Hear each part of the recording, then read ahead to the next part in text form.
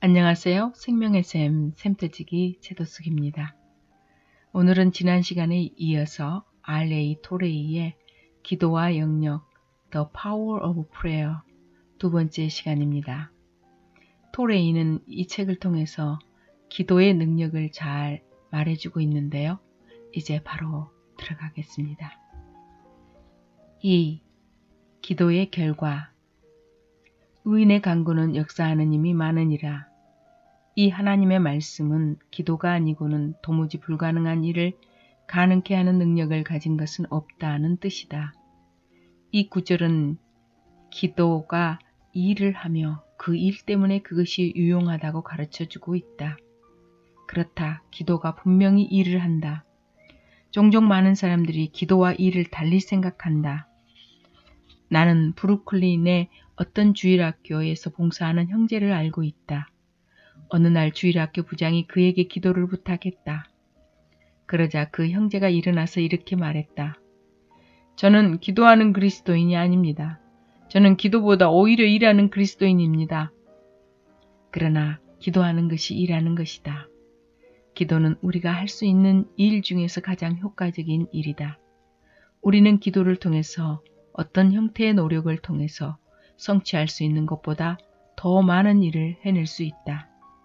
정말 진정한 기도라면 우리가 상상할 수도 없는 역사를 일으킨다. 또한 그 기도는 인간의 어떤 노력보다 힘든 일이 된다. 그 어느 노력보다 많은 것을 얻기 때문이다.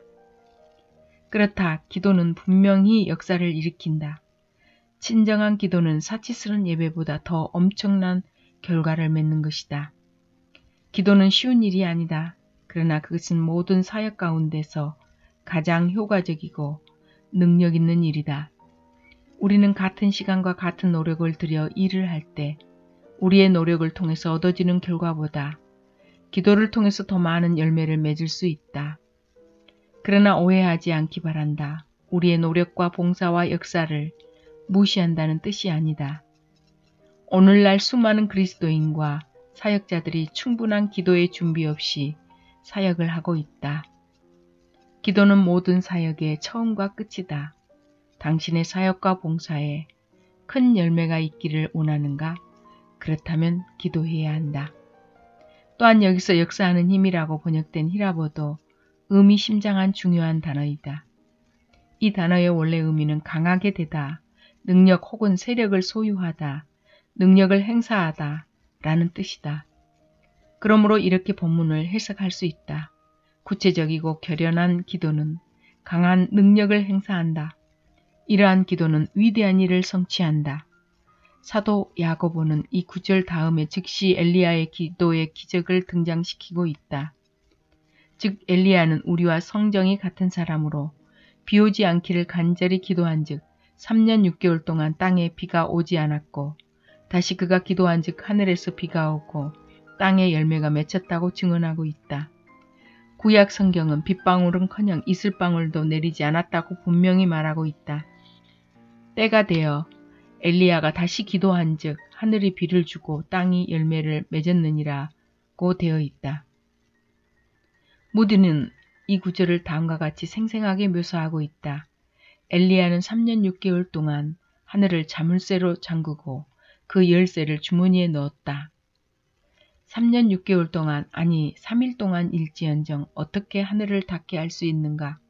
그것은 가장 절박한 필요성을 갖고 기도함으로 가능하다. 우리가 이러한 일을 하기 위해서는 정말 분명하고도 간절한 기도가 있어야 하며 이러한 기도 외에는 다른 방법이 없다. 따라서 우리는 다음과 같은 중차대한 질문을 해야 한다. 우리가 지금 기도해야 할 분명한 이유가 있는가? 우리는 기도가 성취하는 대단히 중요한 두 가지 일을 살펴봤다. 첫째로 기도는 그리스도인 각 개인의 성결과 경건과 신앙의 성장을 촉진시켜 우리 구주 예수 그리스도의 형상을 담게 한다. 둘째, 기도는 우리의 사역에 하나님의 능력이 임하게 한다. 이제 또 다른 성경 구절을 통해서 진정한 기도가 가져오는 중대한 것들을 살펴보기로 하자. 첫째, 기도는 다른 사람을 구원한다. 요한일서 5장 16절의 말씀을 보자. 누구든지 형제가 사망에 이르지 아니한 죄 범하는 것을 보거든 구하라. 그러면 사망에 이르지 아니하는 범죄자들을 위하여 저에게 생명을 주시리라. 사망에 이르는 죄가 있으니 이에 대하여 나는 구하라 하지 않노라. 이 구절은 기도와 그 놀라운 능력에 대한 말씀들 중에 가장 중요한 말씀에 속한다. 이 구절은 가장 놀라운 말씀일 뿐만 아니라 가장 즐겁고 환희에 찬 말씀이다. 하나님께서는 이 말씀을 통해서 기도는 기도하는 자에게 축복을 가져올 뿐만 아니라 가장 놀라운 모든 축복, 즉 우리가 기도하고 있는 사람들에게 영생의 축복을 가져다 준다는 것을 알려준다. 우리의 형제 중에 어떤 사람이 사망에 이르지 아니한 죄를 범하는 것을 보았다면 그 사람을 위해서 기도하라. 그러면 하나님께서는 응답하신다. 하나님께서 우리가 기도하고 있는 사람에게 생명과 영생을 틀림없이 주신다. 우리는 다른 어떤 방법보다 기도를 통해서 수많은 영혼을 구원할 수 있다. 그러나 이 말은 영혼들을 구원하기 위해 단지 기도만 하고 있으라는 의미는 아니다. 많은 그리스도인들이 불신자들에게 가서 직접 그리스도를 전하기를 꺼려하고 있다. 그들은 영혼의 구원을 위해서 기도함으로 그들의 의무를 다했다고 떠들어대고 있다. 그들은 그들의 의무에 대한 태만과 전도에 대한 두려움을 알고 있다. 그들은 이것을 해소하고 변명할 구실로 기도를 하고 있다. 그리스도인들이 직접 전도하지 못한 책임을 회피하고 은폐시키기 위한 수단으로 마음에 없는 기도를 하고 있다. 이러한 기도는 거짓된 기도이며 하나님께서는 그들의 이러한 순수하지 못한 기도에 아무런 관심도 갖지 않으신다. 하나님께서는 우리가 마땅히 할 의무를 소홀히 여기며 태만히 하는 그리스도인의 생활을 증오하신다. 하나님께서는 그들의 의무에 대한 태만을 변명하고 합리화할 내용품으로 기도를 주신 적이 없다. 그러나 우리가 진정으로 영혼을 사랑하며 그들의 영혼 구원을 위해 기도한다면 그들에게 직접 찾아가서 그리스도의 복음을 전해야 한다. 영혼을 위해 기도하며 그들에게 복음을 직접 전하면서 그들의 영혼을 위해서 온 마음을 다 쏟아 기도한다면 정말 놀라운 기적의 역사가 일어날 것이다. 당신은 당신이 기도하는 사람에게 직접 가서 복음을 전했는가? 당신은 당신이 기도하고 있는 사람들에게 복음을 전했다고 스스로 만족하고 있는가? 아니다. 계속해서 그 영혼들을 위해 기도하라. 우리 주님 자신도 다른 방법으로 성취할 수 없었던 일을 기도를 통해서 능히 해결하셨다. 기도는 죄와 부패의 가장 깊은 부분까지 내려가 모든 가능성과 소망이 끊어진 절망의 상태에 빠져있는 사람들을 구원하여 가장 높은 보좌에 앉으신 하나님의 아들 곁으로 인도한다. 당신이 사랑하는 사람들 가운데 아직도 구원받지 못한 영혼들이 있는가? 그들을 구원할 수 있는 오직 한 가지 방법이 있다. 그것은 오직 하나님의 보좌이다. 그 보좌 위에 우리 주님이 살아계셔서 우리를 위해 혹은 아직도 구원받지 않은 영혼을 위해 간구하고 계신다. 오직 이 하나님의 보좌를 통해 당신은 땅끝까지 이르러 사랑하는 사람들을 구원할 수 있다. 당신은 기도로 지구의 반대편에 있는 사람들을 구원시킬 수 있다. 하나님께서는 그들이 어디에 있는지 다 알고 계시며 우리들의 기도에 응답하신다. 어떤 집회의 마지막 시간에 한 젊은 여자가 내게 와서 말했다. 저는 저보다 60살이나 더 많은 사람을 알고 있는데 수년 동안 그분의 영혼 구원을 위해 기도하고 있습니다. 그러나 아직도 구원받지 않았습니다. 그렇지만 저는 실망하지 않고 계속 기도하겠습니다. 그 후 2주일 만에 그녀가 내게 와서 기뻐하며 말했다. 드디어 그분이 그리스도를 구주와 주님으로 영접했다는 소식을 들었습니다. 그렇다. 정말 그렇다. 의인의 간구는 역사하는 힘이 많다. 정말 우리가 이 기도의 능력을 더 깊이 체험하면 할수록 더 많은 사람들이 주 예수 그리스도께 와서 구원받는 것을 분명히 볼 수가 있다. 당신은 정말 사랑하는 사람들의 영혼을 위해서 구체적으로 분명하게 그리고 마음을 다해 간구하고 있는가? 두 번째, 기도는 말씀의 사역자에게 능력과 축복을 가져온다. 에베소서 6장 17절에서부터 20절은 이렇게 말하고 있다. 구원의 투구와 성령의 검, 곧 하나님의 말씀을 가지라.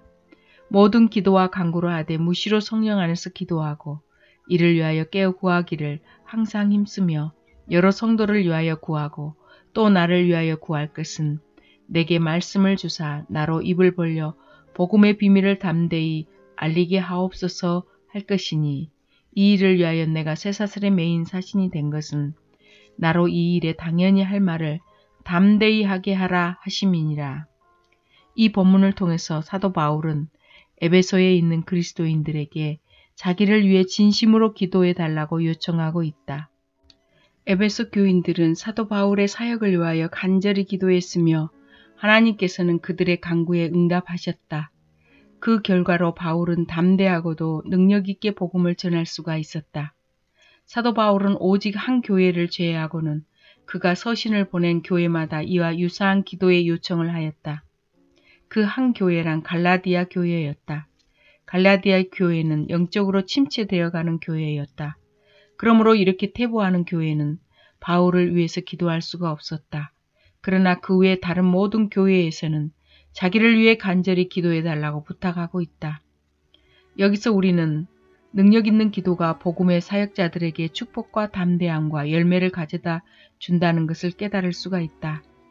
사역자는 교인들의 기도를 통해서 능력의 사람이 될 수도 있고 교인들이 그를 위해서 온 마음을 다해 기도하지 않음으로 인해 무력해지고 실패할 수도 있다. 어떤 교회든 기꺼이 희생을 치른다면 목회자를 위해 능력 있는 사람을 가질 수 있다. 그러기 위해서는 희생이 필요하다. 그 희생이란 엄청난 사례금이 아니라 바로 위대한 기도다. 당신의 교회 목회자는 무능하고 복음을 분명히 알지 못하며 또 그것을 능력 있게 전파하거나 설교하지 못하는 그런 사람인가?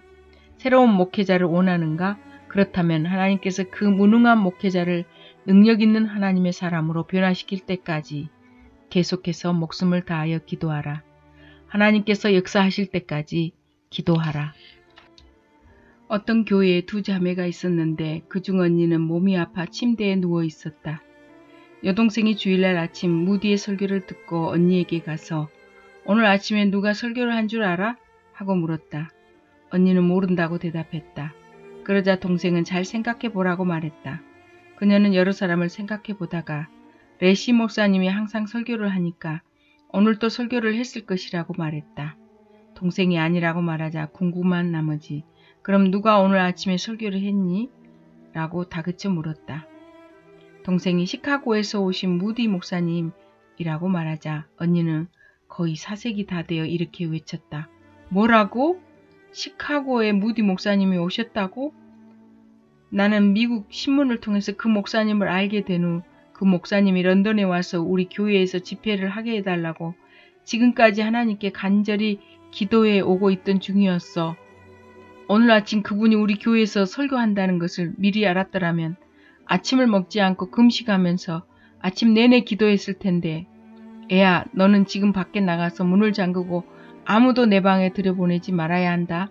나는 지금부터 오후 내내 금식하면서 기도할 테니까 저녁 식사도 가져오지 못하게 해야 한다. 그리고 나서 그녀는 간절히 기도했다. 하나님께서는 그 자매의 기도를 들으시고 드디어 응답하셨던 것이다. 하나님께서는 병상에 놓은 성도의 기도에 응답하신 것처럼 당신의 기도도 들으시고 응답하신다. 당신이 어느 교회에 속해 있든 당신의 목사님이 어떤 분이든 당신은 그를 능력의 사람으로 만들 수 있다. 당신의 목사님이 이미 능력의 사역자라면 당신은 기도를 통해서 그를 지금보다 더욱 큰 능력 있는 사역자로 만들 수 있다. 내가 첫 번째로 세계를 돌면서 복음을 전했을 때 우리 교회 교인들과 구원받은 사람들이 나를 위해 기도했다. 그들은 내가 가는 곳마다 나를 위해서 온 마음을 다해 기도했다.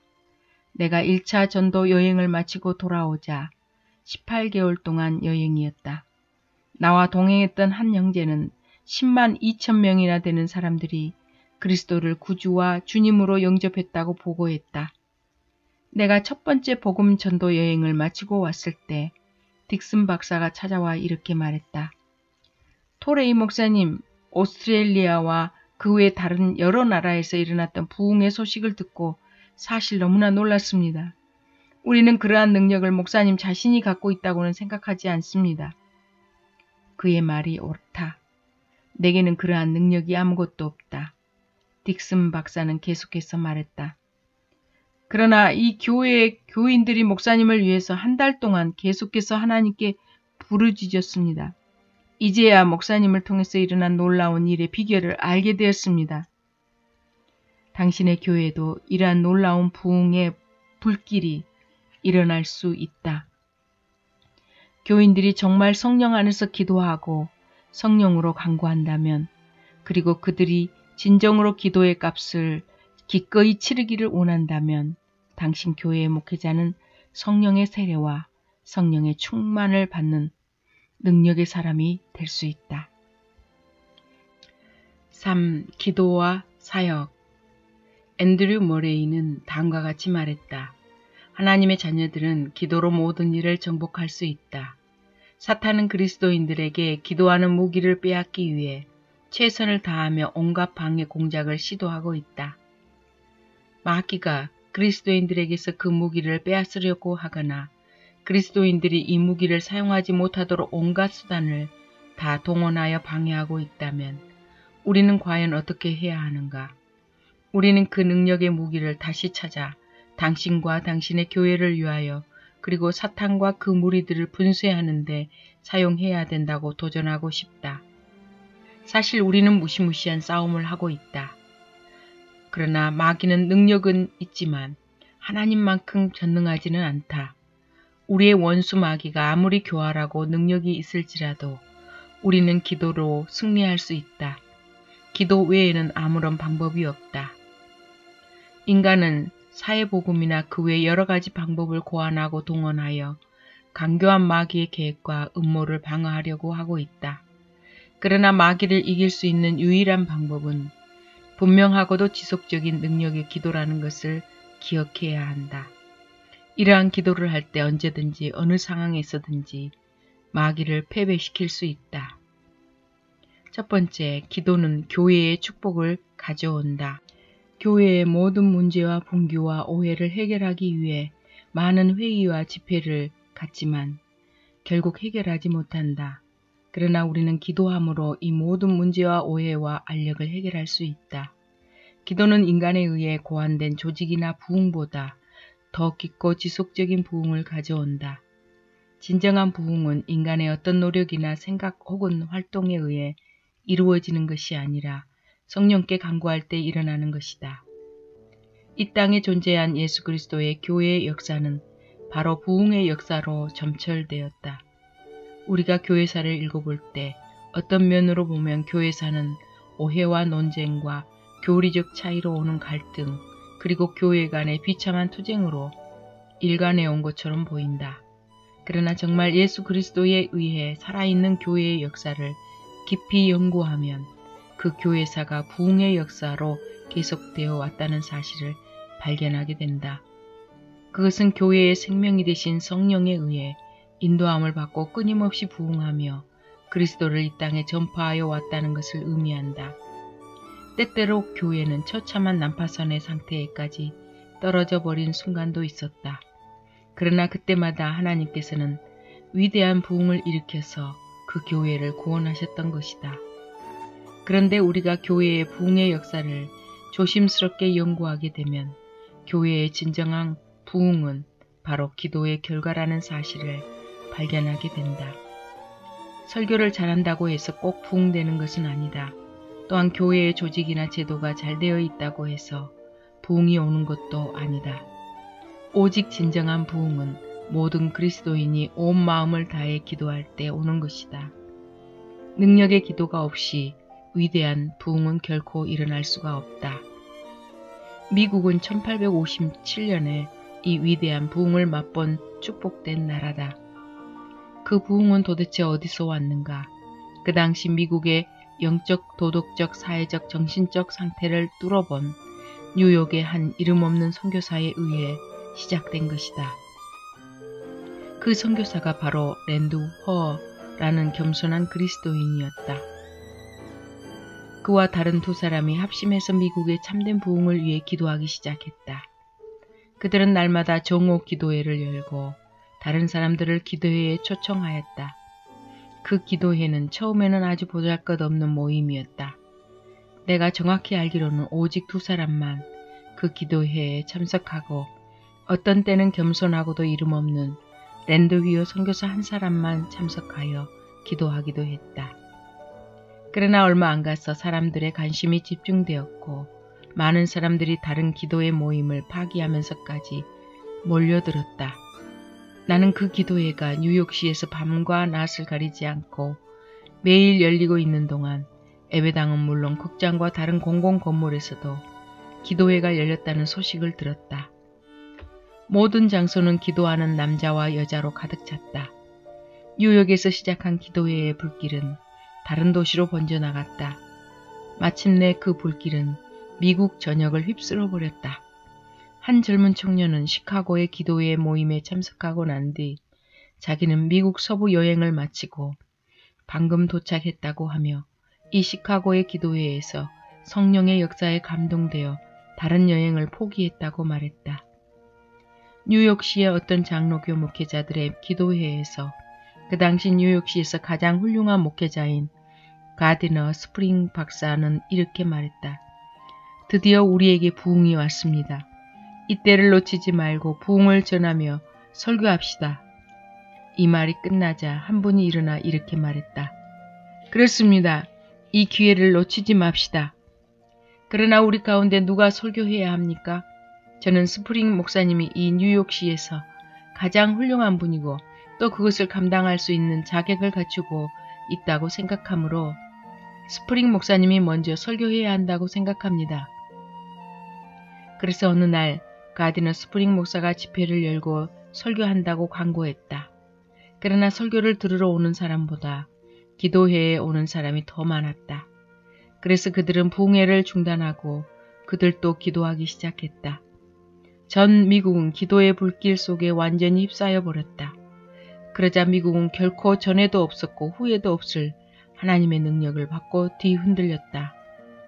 나는 우리 도시에서 그런 놀라운 부흥 보기를 오랫동안 갈망했다. 아니 뉴욕뿐만 아니라 전 미국과 전 세계가 부흥의 불길에 휩싸이는 것을 전심으로 원했다. 진정한 부흥은 위대한 설교나 아름답고 훌륭한 노래나 빈틈없는 능란한 조직과 수단에서 오는 것이 아니다. 오직 그것은 능력 있는 기도와 영혼들을 중생케 하며 확신케 하는 성령의 능력에서 오는 것이다. 옳고 그름은 다른 사람에게나 나에게 와서 말하지 말라. 오직 하나님께 나아가서 해결하고 확신을 얻어야 한다. 기도는 그리스도인의 사역 가운데서 다른 그 무엇보다 훨씬 더 중요한 것이다. 당신의 교회가, 당신이 살고 있는 도시가, 그리고 당신이 살고 있는 나라가 축복받기 위해서는 기도하라. 오늘날 이 땅에 살고 있는 우리에게 가장 절실히 요구되는 것은 물부터 쏟아지는 성령의 능력이다. 현대의 부흥에 있어서 가장 중요한 문제는 그 부흥이 하나님께서 보내신 부흥이 아닌 인간에 의해 조작된 부흥이라는 것이다. 그 부흥은 기도에 의해 이루어진 것이 아니라 인간의 묘한 수단과 방법과 조작에 의한 것이다. 진정한 부흥은 위조된 오순절의 형태가 아닌 기도의 능력에서 온다. 부흥을 흉내내지 말자. 위대한 부흥을 달라고 기도하자. 참된 부흥이 오게 해달라고 울며 부르짖자.